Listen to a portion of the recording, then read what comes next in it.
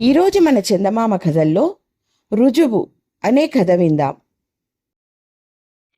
కథ వినే ముందు నాదొక చిన్న రిక్వెస్ట్. మీరు గనక మా ఛానల్ని మొదటిసారి చూస్తున్నట్లయితే ప్లీజ్ తప్పకుండా సబ్స్క్రైబ్ చేయండి. ఇక కథలోకి వద్దాం. సుబ్బరాజుది కొబ్బరికాయల వ్యాపారం. ఆ ఊర్లో ఒకే దుకాణం ఉండడం వలన సుబ్బరాజు వ్యాపారానికి తిరుగు లేకుండా పోయింది. లాభాలు తగ్గుతున్నప్పుడల్లా కొత్త కొత్త చిట్కాలు ఉపయోగిస్తూ తన వ్యాపారానికి డోకా లేకుండా చేసుకునేవాడు. వ్యాపారంలో తనకు తోడుగా కొడుకు సోమరాజును ఉంచుతూ తర్ఫీదు ఇవ్వడం ప్రారంభించాడు. సోమరాజు కూడా తండ్రికి చేదోడు వాదోడుగా ఉండేవాడు. ఒకరోజు చౌకగా వస్తున్నాయని 2000 కొబ్బరికాయలు ఒక్కసారిగా కొనేశాడు సుబ్బరాజు. అది చూసిన సోమరాజు, నాన్నగారు, ఇవి మంచి రోజులు కావు. ఈ నెలలో పూజలు వ్రతాలకు ముహూర్తాలు కూడా లేవు. అమ్మకంలో ఆలస్యమైతే నిల్వ వలన కుళ్ళిపోయే ప్రమాదం ఉంది. ఇలా అయితే నష్టాల్లో కూరుకుపోతామేమో అని అనుమానాన్ని వ్యక్తం చేశాడు. సుబ్బరాజు నవ్వుకుంటూ, తెలివి ఉండాలి గాని ఈ కొబ్బరికాయలన్నీ ఒక్కరోజే అమ్మకం చేయగలను. అందుకు ఒక చిట్కా కూడా ఆలోచించి ఉంచుకున్నాను అన్నాడు. ఇంతలో దుకాణానికి సుగుణ అనే ఇల్లాలు వచ్చింది. కొబ్బరికాయ ఒకటి కావాలి అని అడిగింది. సుబ్బరాజుకు సుగుణ అంతకుముందే పరిచయం ఉండడంతో, ఒక్క కొబ్బరికాయ దేనికమ్మా తీసుకువెళుతున్నావు అని అడిగాడు. ఇంటికి చుట్టాలు వచ్చారు, పాయసంలో కొబ్బరికూరు వేసేందుకు సమాధానం ఇచ్చింది సుగుణ. నీకీ విషయం తెలియదా అంటూ సాగదీశాడు సుబ్బరాజు. ఏ విషయం? ఆతృతంగా అడిగింది సుగుణ. దిష్టి కొబ్బరికాయల పూజ విషయం చెప్పాడు సుబ్బరాజు. ఏమిటా పూజ? ఆశ్చర్యపోతూ అడిగింది సుగుణ. ప్రతి ఇల్లాలు ఇంటి యజమానికి 3 కొబ్బరికాయలతో దిష్టి తీసి ఇంటి ముందు కొట్టాలి. అలా చేయకపోతే ఇంటి యజమానికి ప్రమాదం అంటూ పూజ విషయం చెప్పాడు సుబ్బరాజు. ఎవరు చెప్పారు అడిగింది సుగుణ.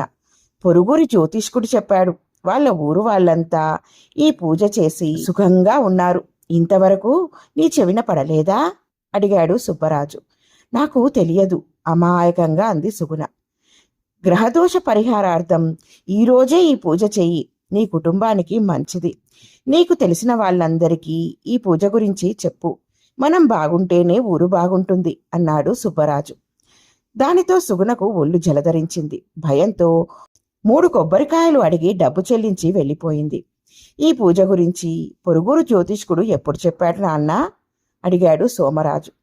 అదేరా చిట్కా అంటే. మనుషులు మూఢనమ్మకాలకు బానిసలు. నేను వేసిన ఎత్తుతో అందరూ చిత్తు కావలసిందే. చూడు, ఇక పెరుగుతుంది కొబ్బరికాయల అమ్మకాల జోరు నవ్వుకుంటూ గర్వంగా చెప్పాడు సుబ్బరాజు. మూఢనమ్మకాలను ప్రోత్సహించడం తప్పు కదా అడిగాడు సోమరాజు. అందరికీ ఇది మూఢనమ్మకమైతే నాకు మాత్రం వ్యాపార రహస్యం అంటూ సమర్థించుకున్నాడు సుబ్బరాజు. సుబ్బరాజు అనుకున్నట్లే సుగుణ ద్వారా ఈ పూజ విషయం ఊరంతా పాకింది. సాయంత్రంలోపే కొబ్బరికాయలన్నీ అమ్మేశాడు. లాభంగా వచ్చిన 2000 వరహాలను చూసి మురిసిపోయాడు. దుకాణం మూసి తండ్రి కొడుకులిద్దరూ ఇంటికి వచ్చారు. ఎదురుగా సుబ్బరాజు భార్య సుమతి వచ్చి, కొబ్బరికాయలు తెచ్చారా? దిష్టిపూజ చెయ్యాలి అంటూ ఆతృతగా అడిగింది. కాయలన్నీ అమ్ముడైపోయాయి. లాభం 2000 వరహాలు మాత్రం తెచ్చాను నవ్వుకుంటూ చెప్పాడు సుబ్బరాజు. లాభం సంగతి దేవుడెరుగు.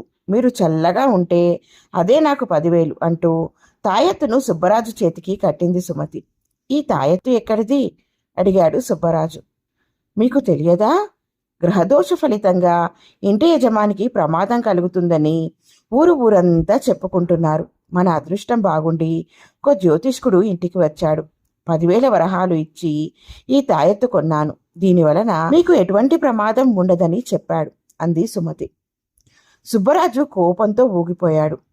తాయెత్తు ఎవరు కొనమన్నారు? అవన్నీ ఒట్టి మూఢనమ్మకాలే. తాయెత్తు గురించి అంత డబ్బు ఎందుకు తగలేశావు అంటూ భార్యపై విరుచుకుపడ్డాడు. నాన్నగారు, ఇందులో అమ్మ తప్పు లేదు.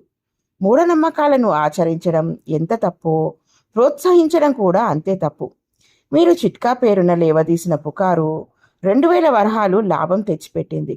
అదే పుకారును అవకాశంగా మలుచుకుని జ్యోతిష్కుడు అమ్మ దగ్గర 10,000 వరహాలు తీసుకుని తాయెత్తును అంటగట్టాడు. మీ పుకారే లేకపోతే 10,000 వరహాలు నష్టం వచ్చేది కాదు అంటూ తండ్రిని నిలదీశాడు సోమరాజు. ఈ పుకారు లేవదేసింది తమరా అంటూ కోపంగా చూసింది సుమతి. తను స్వార్థం కోసం చేసిన పని తప్పని రుజువైనందుకు సిగ్గుతో తలదించుకున్నాడు సుబ్బరాజు. ఇలా ఉంది ఫ్రెండ్స్ ఈ కథ. బాగుంది కదూ? నచ్చిందా? అయితే లైక్ చేయండి. మీ బంధువులకు స్నేహితులకు ఈ కథలను షేర్ చేయండి. మరిన్ని మంచి మంచి కథల కోసం మా ఛానల్ను తప్పకుండా సబ్స్క్రైబ్ చేయండి. మరొక మంచి కథతో మళ్ళీ కలుద్దాం.